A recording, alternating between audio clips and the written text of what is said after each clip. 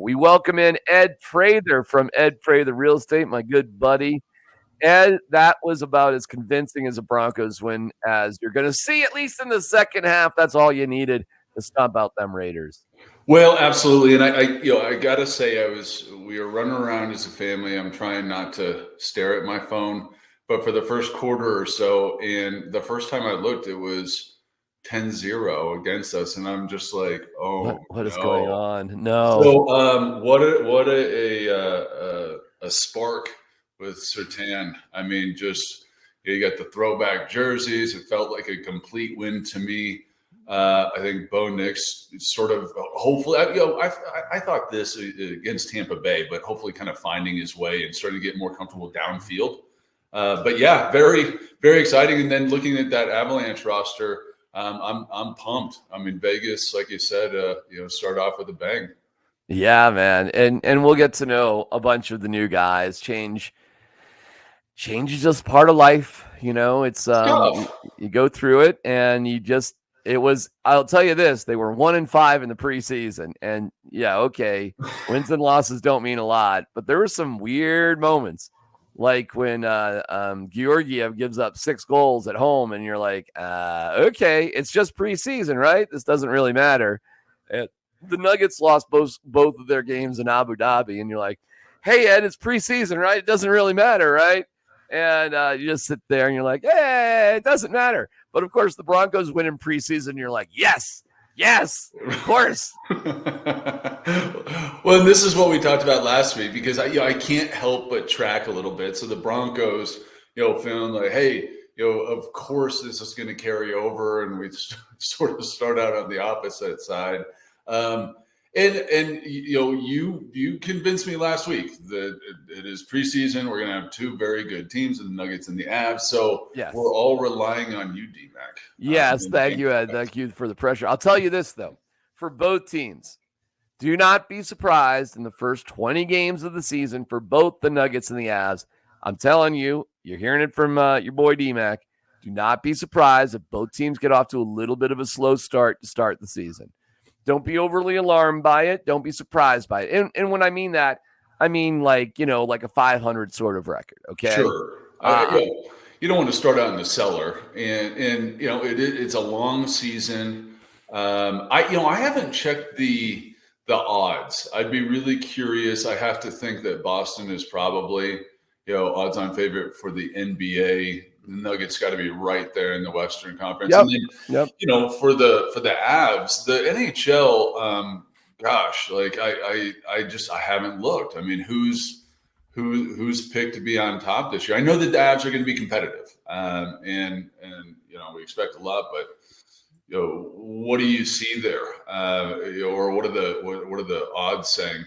Well, I'm looking it up right now, Ed. You got my curiosity going here, so I can help you. Vegas maybe would be up there. The Colorado Avs are plus 1,100, and that is first is the Oilers, then the Panthers, the Devils, Avs, Stars are all tied for third in terms of odds to win the Stanley Cup. Pretty good. So that's kind of fun, right? So they're tied. What Vegas is saying is they're one of the top 5 teams in the league. So that's cool. Let me see NBA championship. Okay. I'm going to guess the Nuggets, like you just said, are second. Look at this, doing this on the fly. Making it happen. No, actually, Celtics 1, Thunder 2, Knicks 3, Sixers 4, Wolves 5, Nuggets 6. Wow. Okay, plus 1,100, which is the same odds as the Avs. So both teams are, up there. They're up there. Vegas is predicting a good season, but not championship seasons for either team. But good seasons, not championship seasons. So that's where that sits.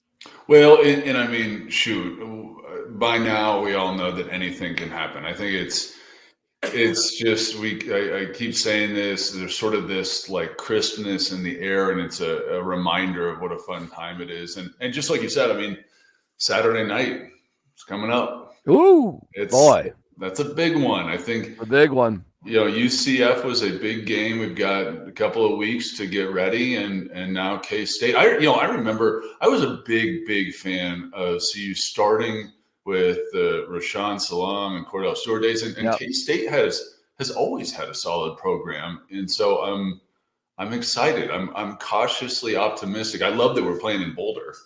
I do too. I think it's going to be one hell of a night, and the Avs are opening up as well on Saturday night. So Saturday night should be incredible.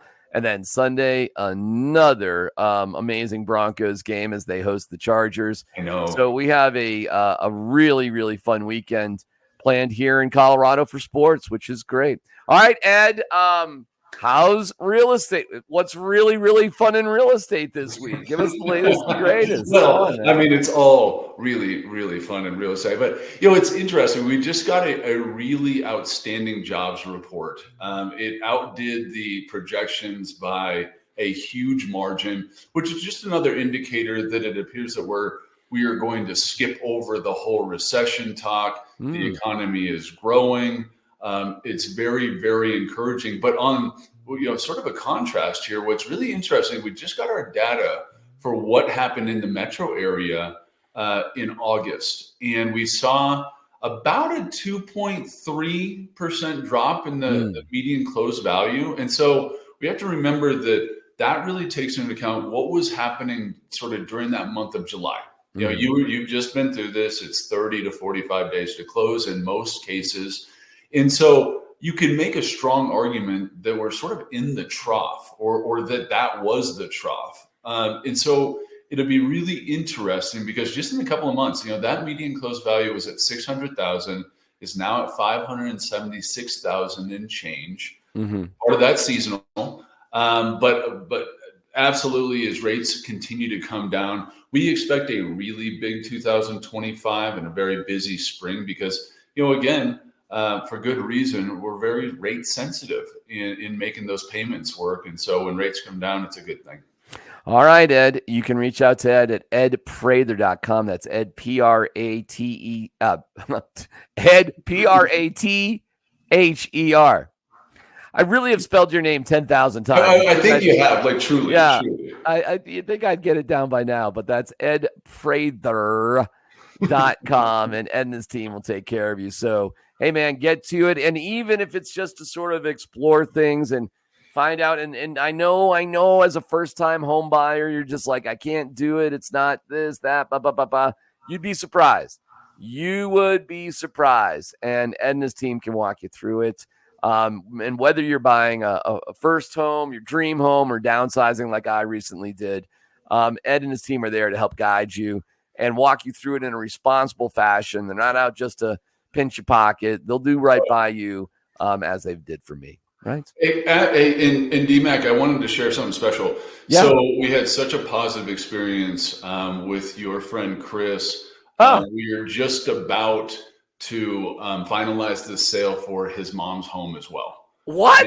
Yeah. What? I didn't know that. It was a home that had been on the market, sitting there, nothing happening. No way. And now we're under contract to sell for over $30,000 above where it was sitting. Dude, that is awesome. I had no idea. Chris had not told me that. Well, we love Chris and his family, and it's just it's wonderful to see that happen when we can put our systems in place and get the results that our clients deserve. I'm blown away, man. That is so cool, Chris. I have to share, dude. I'm so glad you did. I'll hit him up after we're done. Man, Ed, you're the best. All right, I'll talk to you next week. Love you, pal. Love you, D-Mac. All right. See ya. It's Ed Prather at edprather.com. That's an awesome story right there.